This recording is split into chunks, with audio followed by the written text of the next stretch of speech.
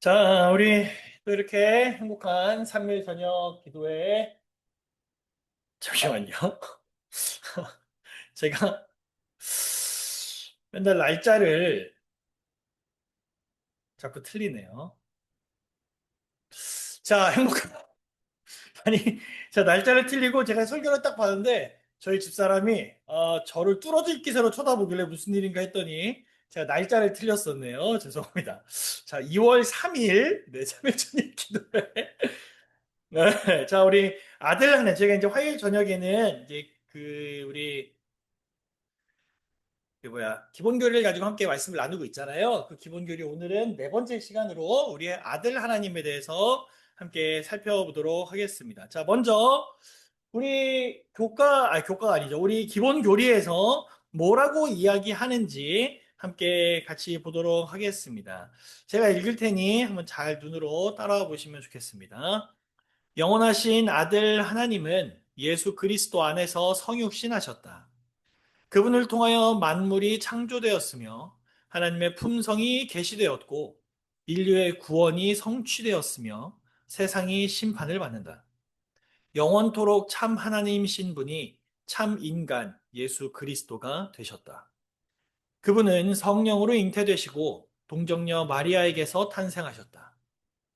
그분은 인간으로서 생활하셨고 유혹을 당하셨으나 하나님의 의와 사랑을 완전하게 예증해 보이셨다.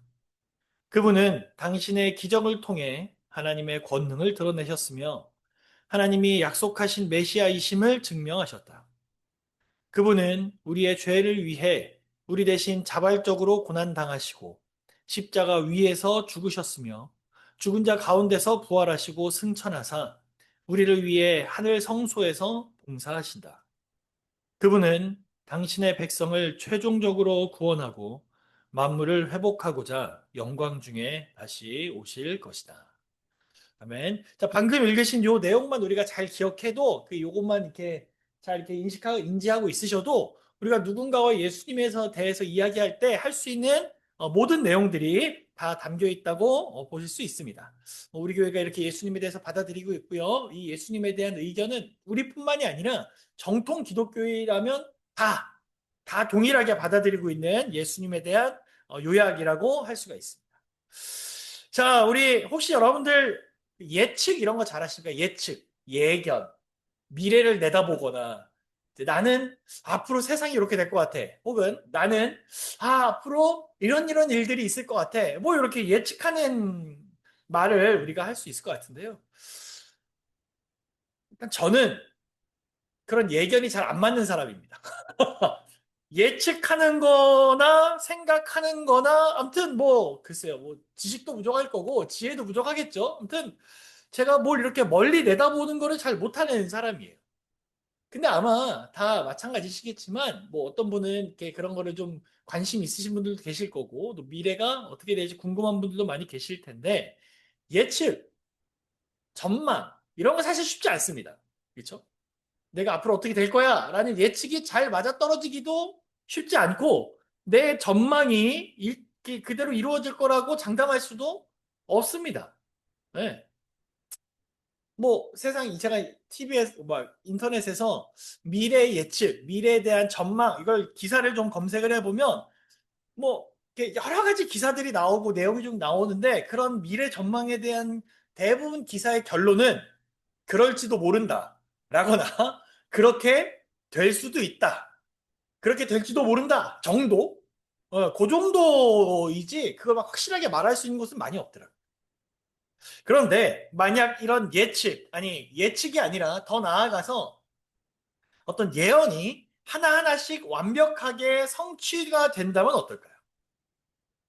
근데 더 놀라운 건 그 예언의 성취가 어떤 세상이나 어떤 역사의 흐름이나 어떤 미래에 대한 예측도 물론 신기하겠지만 어느 한 사람에 대해서 정말 많은 예언이 있는데 그것들이 모두 일치되었다면 바로 그분이 예수님이신 것입니다. 예수님에 대해서 수많은 예언들이 미래 예수님이 오실 것에 대한 예수님께서 이 땅에 강림하실 것에 대한 또 예수님께 이 땅에 인간의 몸을 입고 사역하실 것에 대한 여러 가지 예언들이 있는데요. 그 예언들이 정말 많이 예, 정말 많이가 아니죠. 전부 다 이루어지게 됩니다.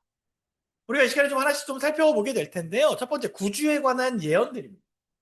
자, 여기에 보시면 이제 탄생, 사명, 거절 당하심 등등 여러 가지가 있어요. 자, 우리가 좀 하나씩 보도록 하겠습니다. 자, 탄생. 아브라함의 계보로 탄생하신다. 즉, 이 계보라는 말은 뭔가요? 혈통, 족보, 족보. 이게 혹시 이제 집에 족보가 있으신, 옛날에는 뭐 이렇게 족보가 있다, 없다, 뭐 이런 걸 좀 따지기도 했었는데, 족보를 말하는 겁니다. 그러니까 예수님께서 오신다, 아브라함의 족보로 오실 것이다, 라는 게 창세기에 기록이 되어 있다. 그리고 두 번째, 예수님은 어떤 사람이어야 돼요? 사내 아이여야 돼요. 네, 딸이면 안 됩니다.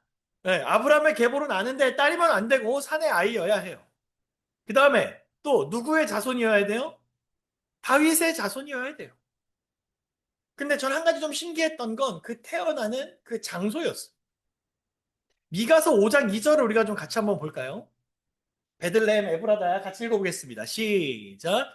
베들레헴 에브라다야 너는 유다 족속 중에 작을지라도 이스라엘을 다스릴 자가 내게서 내게로 나올 것이라. 그의 근본은 상고의 영원에 있느니라. 여러분, 예수님께서 태어나신다라는 것이 장소까지도 예언이 되어 있는 거예요.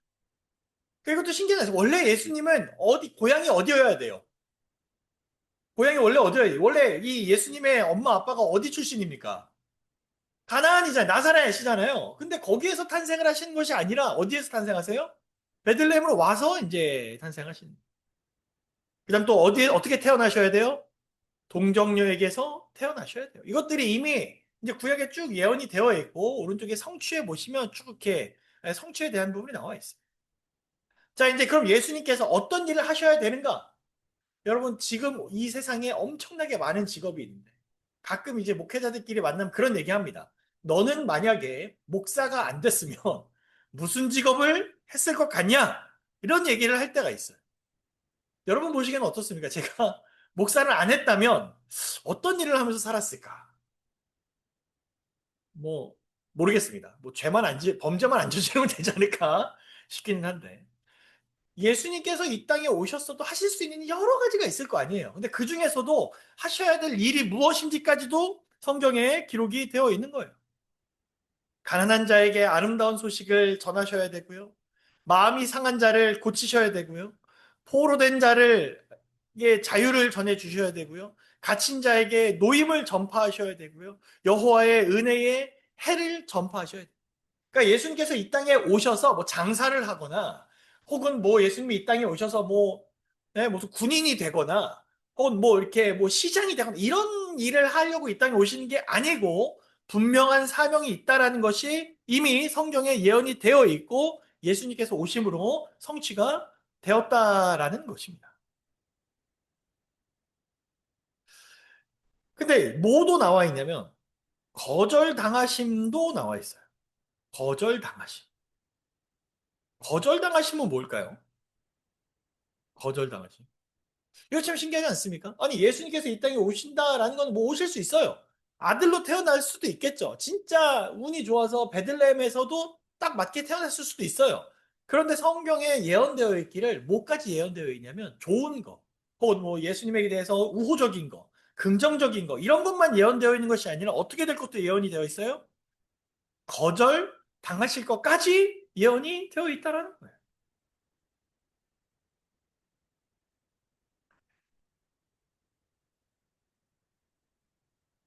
자, 거절당하시면 어떻게 돼 있어요? 마른 땅에서 나온 줄기 같다. 예수님 마른 땅에서 나온 줄기 같다. 그래서 용모가 어때요? 볼품이 없어요. 또 사람들에게 무엇을 받는데요? 멸시를 받는. 또 간고를 많이 겪고 질고를 알게 된대요. 또 사람들이 귀하게 여기지 않는다라는 것입니다. 그래서 여러분 혹시 이제 그런 사진 보셨는지 모르겠지만 우리가 생각하는 그 달력이나 우리가 생각하는 어떤 이미지 상상 속의 예수님의 얼굴은 어떻습니까? 굉장히 잘생겼고 막 이렇게 아주 오똑한 서양 미남에 막 머리 길고 막 이렇게 막 그렇게 멋지게 생긴 게 사실은 아니라는 거예요. 그 중동 지방의 어떤 일반적인 그 외모와 그런 신체 조건을 생각을 해봤을 때 예수님이 그렇게 서양 사람처럼 이렇게 생기지 않았을 거라는 거예요. 그 성경에서도 뭐라고 냈어요? 용모가 볼품 없겠어요. 사람들이 싫어한다는 거예요. 거절당하신다는 거예요.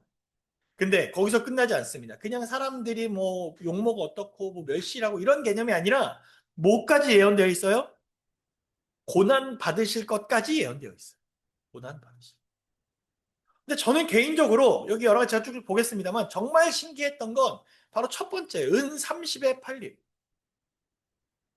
스가랴 11장 12절 같이 읽어보겠습니다. 내가 시작. 내가 그들에게 이르되 너희가 좋게 여기거든 내 품삯을 내게 주고 그렇지 아니하거든 그만두라. 그들이 곧 은 30개를 달아서 내 품삯을 삼은지라. 예수님이 이 땅에 오실 것도 예언이 되어 있고 탄생도 예언되어 있고 사명도 예언되어 있고 거절당하신 것도 예언이 되어 있는데 모두 예언되어 있어요? 팔릴 것도. 근데 그냥 팔릴 것이다도 아니고 모두 예언되어 있어요? 금액도. 네, 이거 정찰제예요. 예수님 팔리는 금액은 딱 정해져 있습니다. 은 30에 팔릴 것이다라고 돼 있어요. 두 번째 또 어떻게 되어 있어요? 침뱉음과 매맞을 것이다. 또 옷을 제비 뽑을 것이다. 뼈는 상하지 않을 것이다. 이게 무슨 말일까요, 여러분?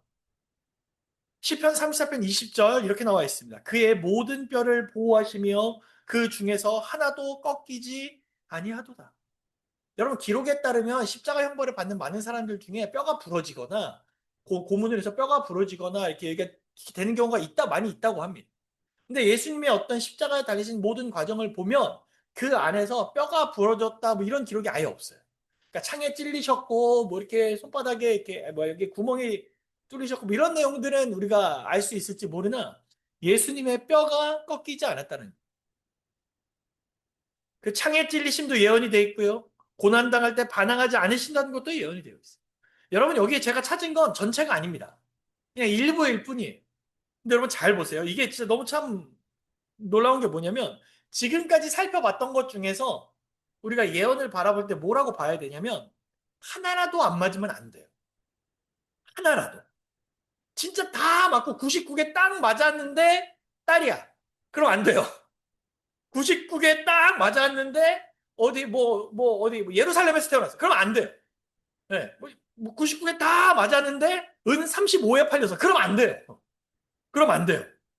예수님의 어떤 사역과 예수님의 어떤 그 오심과 예수님의 어떤 모든 활동에 대한 것들이 이미 하나님께서는 우리에게 구약을 통해서 다 알려주신 이런 메시아가 너희를 위해서 올 것이다.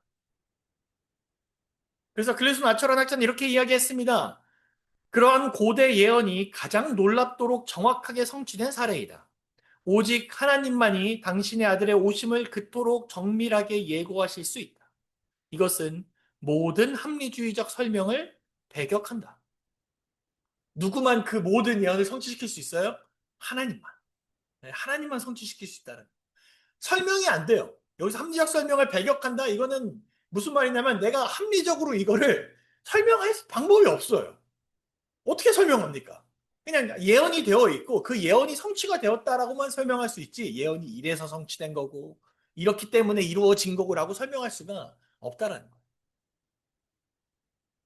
그래서 우리 예수님은 이렇게 우리를 위해서 이 땅에 오셨다는 거죠.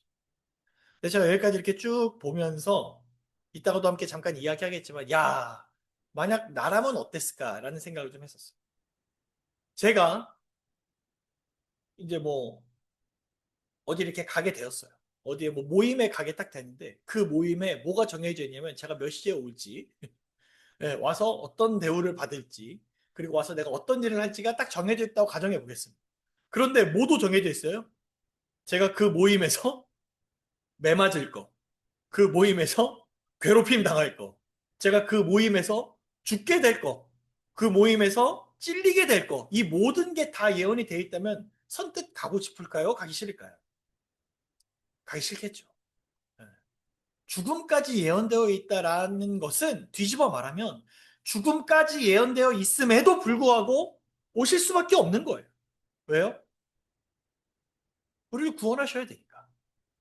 그래서 사람들이 예수님을 바라볼 때 사랑을 느끼고 감동을 받을 수가 있습니다. 자, 그런 예수님께서 이 땅에 오심을 우리는 뭐라고 이야기하냐면 성육신이라고 이야기합니다. 성육신. 자, 성육신이 뭐죠? 하나님께서 육신의 몸을 입고 이 땅에 오신 것을 성육신이라고 합니다. 자, 그러면 첫 번째, 성육신은 왜 일어났어야 하는가? 네. 아니, 그냥 하나님이 알아서 하시면 되잖아요. 굳이 인간의 몸을 입고 이 땅에 오셔가지고 이 모든 예언을 성취시키시고 뭐 이렇게 하실 필요가 없잖아요. 근데 왜 이렇게 하셨던 걸까요? 첫 번째 뭐냐면 인류를 향한 하나님의 사랑을 진짜 제대로 보여주시기 위해서였어요. 하나님의 말씀에 대해 사람들이 오해하고 있고 하나님들이 자기 마음대로 생각하고 있고 하나님에 대해서 잘못된 것들을 사람들에게 이야기하면서 사람들이 하나님 이상한 분이신가? 하나님 정말 무서운 분인가? 하나님 진짜 우리가 쉽게 사랑받을 수 없는 분인가? 막 이렇게 오해하고 있을 때 내가 병에 걸리면 위로받고 챙김받고 사랑받고 이런 존재가 되어야 되는데 병에 걸렸어. 하나님의 저주를 받은 거야. 라고 하면서 오해하는 이런 사람들에게 진짜 하나님의 사랑을 보여주시기 위함이었어요.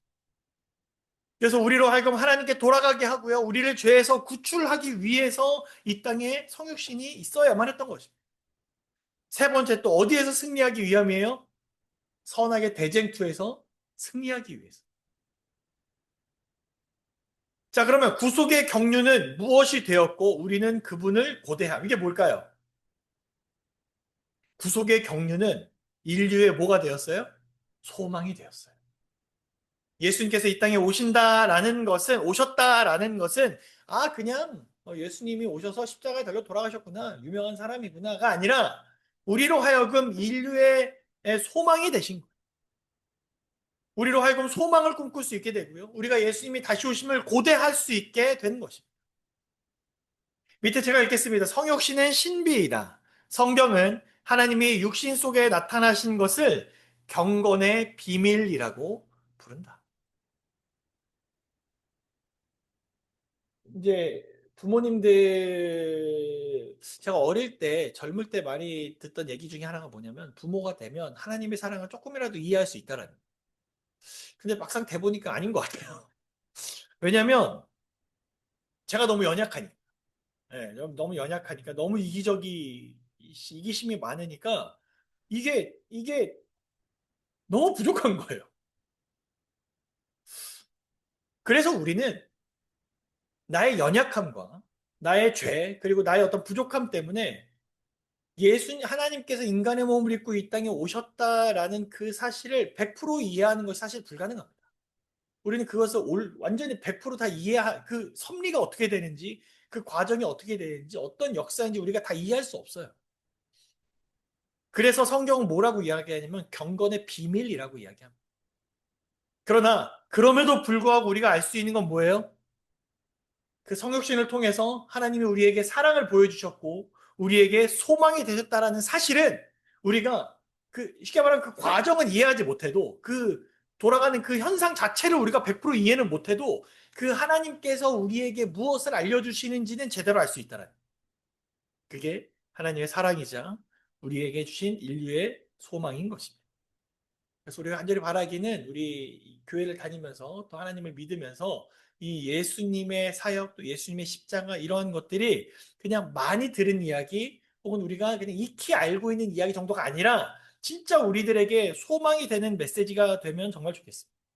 네. 예수님의 이야기가 우리에게 정말 소망이 되면 좋겠습니다. 자, 우리 디모데전서 3장 16절 같이 한번 읽어보겠습니다. 크도다 시작. 크도다 경건의 비밀이여 그렇지 않다 하느니 없도다.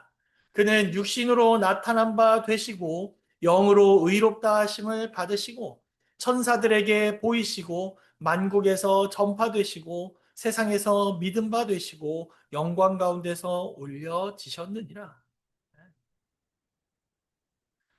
자, 세 번째, 예수 그리스도의 두 가지 본성. 이제 이 부분에 있어서 사람들이 많이 이제 어떤 사람들이 오해하는 경향이 있습니다. 예수님이 어떻게 뭐 인간이냐, 뭐 예수님은 인간이다, 인간이 아니다, 뭐 이런 걸로 막 이렇게 잘못된 논리를 펼치시는 분들이 좀 계신데요. 우리 기본 교리는 이렇게 이야기합니다. 1번, 예수 그리스도는 참으로 하나님이시다. 참으로 하나님이시다.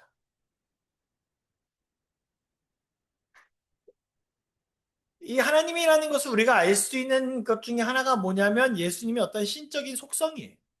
예수님 어떤 분이세요? 전지한 분이세요. 또 전능한 분이세요. 또 편재성이 있는 분이세요. 또 불변성이 있는 분이세요. 또 자존성이 있으시고요. 거룩함이 있으시고요. 사랑이 있으시고요. 영원함이 있으신 분이세요. 우리 예수님은 인간의 몸을 입고 오셨다라는 그런 사실이 분명히 있지만 우리 예수님은 동시에 하나님이심에는 분명합니다. 하나님의 어떤 속성을, 신적인 속성을 갖고 계신 분이에요. 그래서 마태복음 1장 23절에 보면은 그분의 이름을 뭐라 그래요? 임마누엘이라 그래요. 그 임마누엘의 뜻이 무엇입니까? 하나님이 우리와 함께 계시다. 예수님의 이름의 뜻이, 예, 임마누엘이라는 이름의 뜻이 그거예요. 하나님이 우리와 함께 계시다. 그리고 마가복음 5장 7절에 보면 이제 어떤 장면이냐면 사탄이 예수님을 시험하는 장면이 나옵니다.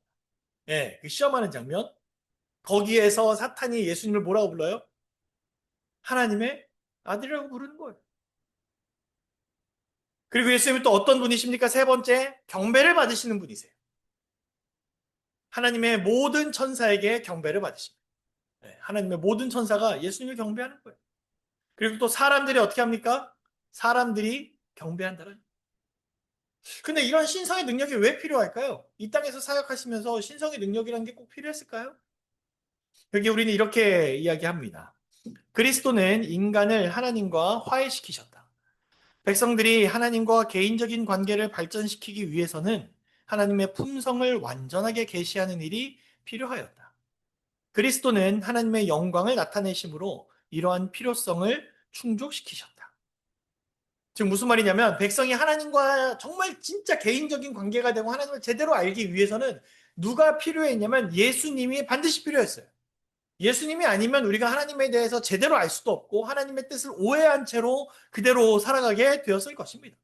그러나 예수님께서 신성을 보여주심으로 하나님의 영광을 나타내심으로 그 모든 필요를 충족시키셨다라는. 그래서 예수님은 분명히 하나님이신 거예요. 그래서 우리는 이 교과 기본 교리에 뭐라고 되어 있습니까? 제목이 아까 보셨지만 아들 하나님. 네, 우리는 예수님을 하나님이라고 인정하는 교회예요. 네, 하나님이 하나님. 아들 하나님이세요. 그렇게 우리는 인정을 하고 있습니다. 두 번째, 예수 그리스도는 참으로 인간이시다. 아니, 또 무슨 말이에요? 좀 전에 하나님이라고 했는데. 네. 자, 같이 한번 보겠습니다. 성경은, 아래 부분입니다. 성경은 그분의 신성에 추가하여 그리스도께서 인성을 갖고 계심을 증거한다. 이 교훈을 수용하는 것은 지극히 중요하다. 예수 그리스도께서 육체로 오신 것을 시인하는 영마다 하나님께 속한 것이요. 예수를 시인하지 아니하는 영마다 하나님께 속한 것이 아니다. 그리스도의 인간으로서의 출생, 성장, 특성, 개인적 증언 등은 그분의 인성을 입증한다. 자, 무슨 말이냐면 예수님께서 하나님이시지만 뭐 어떤 옷을 입고 오셨어요? 인간의 몸을 입고 오셨어요. 그래서 뭐가 있어요? 혈통이라는 것이 있고 인간의 본성이 있고 마리아의 아들, 그런 과정, 그 어머니가 아버지가 계시잖아요. 그 인간으로서의 탄생이 있습니다. 또한 그분의 인간적인 특성이 있어요. 누구보다 잠시 못하게 하심을 입었어요? 천사들보다 잠시 못하게 하심을 입었어요. 히브리서 2장 9절 같이 한번 읽어보겠습니다. 오직 시작.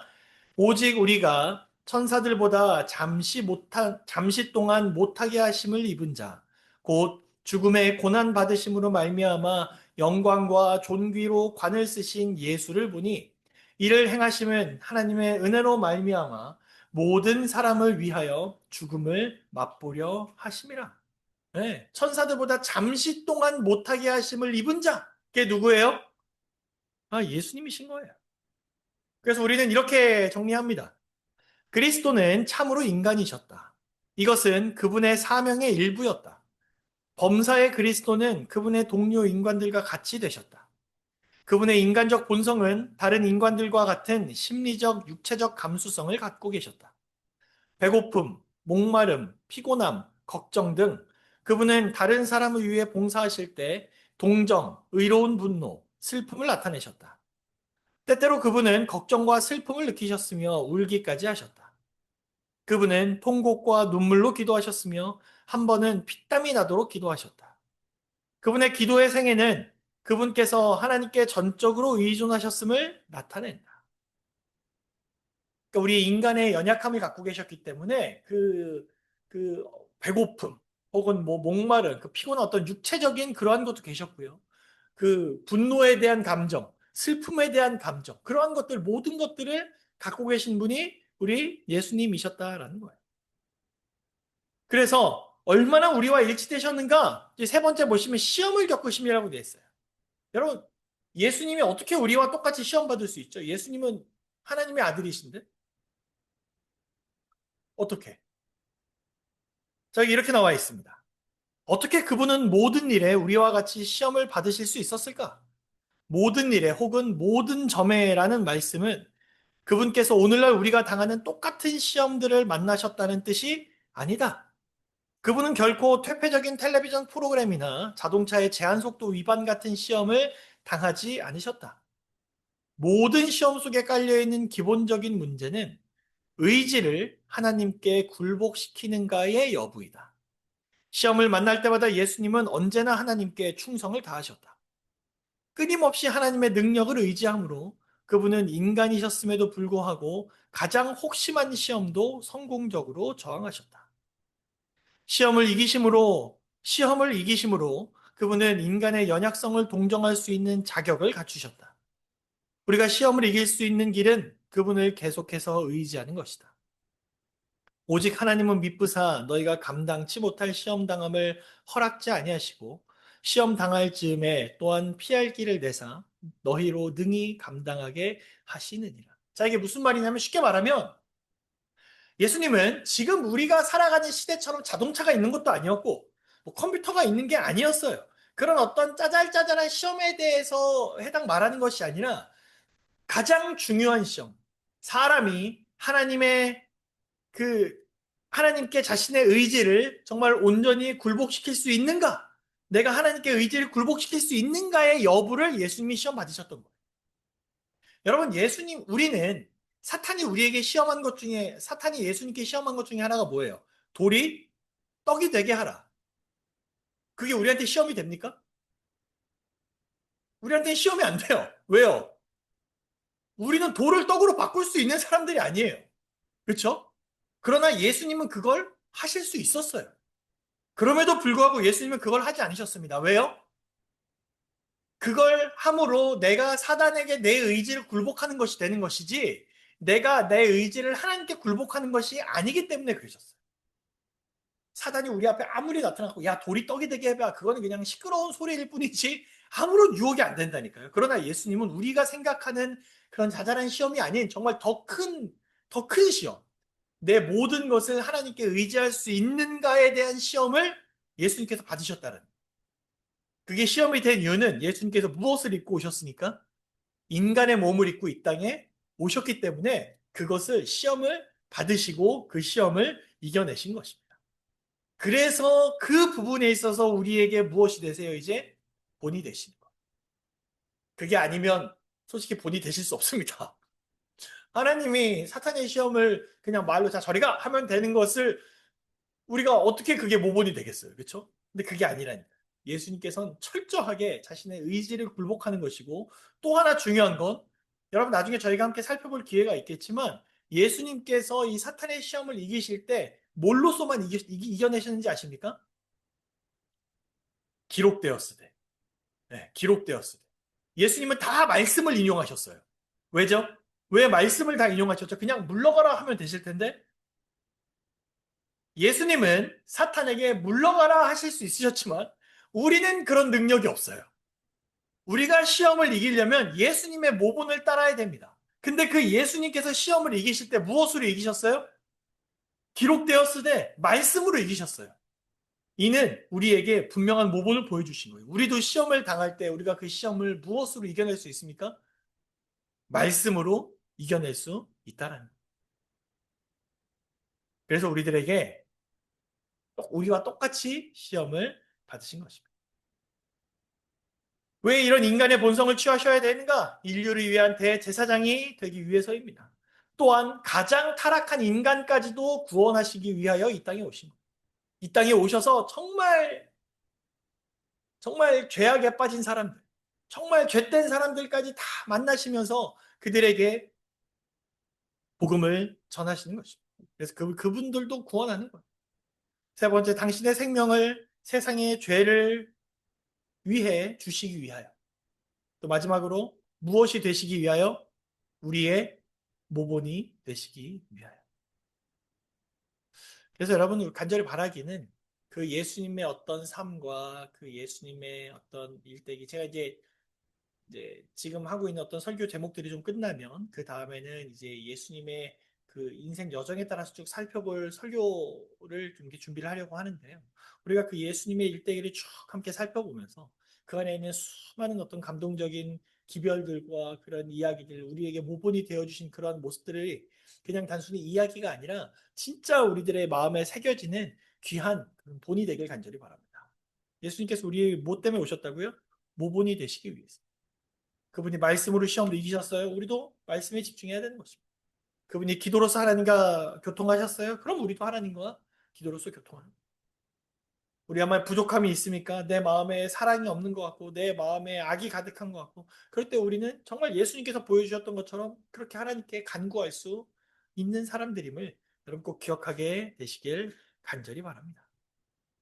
그래서 그 두 본성이 연합함으로써 인간을 하나님과 화해하기 위한 아주 좋은 모본을 보여주셨고 인성으로 신성을 가리면서 정말 내가 단순히 내가 하나님이다가 아니라 정말 인간의 모습으로 우리에게 다가와 주셨고 그리고 승리의 생애를 사심으로 우리들에게 진짜 정말 하나님 믿는 사람들이 보여주어야 하는 그런 승리의 생애를 우리들에게 보여주신 것입니다.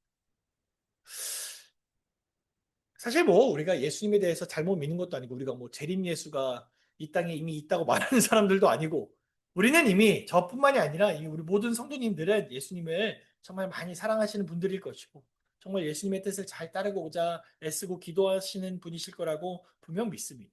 이제는 그런 어떤 것들이 안 지켜진다 이런 의미가 아닌 지금보다 내일 더 내일보다 그 다음날 더 정말 더 많이 예수님에 대해서 묵상하고 예수님을 사랑할 수 있는 그런 우리 모든 성도님들과 제가 되길 간절히 소망합니다. 그래서 우리 교회가 정말 그 누구보다도 정말 나 그리스도인입니다.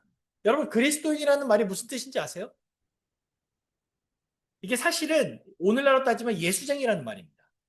옛날에 이 그리스도 예수님을 너무 격하게 따르는 사람들을 가리켜서 일종의 조롱하는 말처럼 사용됐던 게 그리스도인이라는 표현이었어요. 그러나 지금은 어떻습니까? 정말 그런 그리스도인들이 선배 믿음의 조상들이 남긴 그 발자취를 따라서 우리도 지금 그리스도인으로서 살아가고 있지 않습니까? 정말 간절히 바라기는 우리 김포교회가 정말 예수님을 사랑하는 그런 정말 멋지고 행복한 교회가 되길 간절히 바라면서 오늘 말씀을 마치겠습니다. 기도하는 시간입니다. 이 시간 우리 함께 기도를 할 텐데요. 첫 번째는